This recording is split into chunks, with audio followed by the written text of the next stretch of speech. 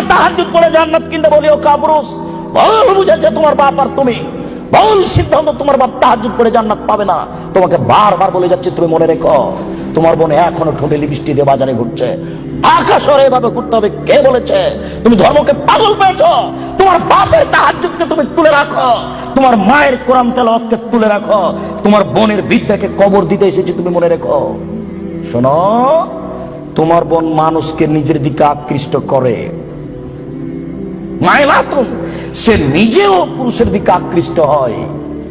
বাড়িতে ছিল ভালোই ছিল, বাজারে বের হয়েছে বিকাল 3টায়, রাত 9টায় যাবে।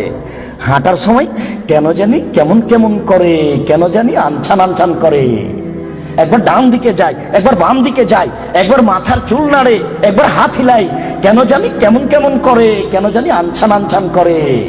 আল্লাহ নবী বলছেন, ও নিজে পুরুষের দিকে আকৃষ্ট হয়েছে, লা ইয়াদখুলুল জান্নাহ, ও জান্নাতে যাবে না, ও জান্নাতে যাবে না, ও তো জান্নাতে যাবে না, যাবেই না।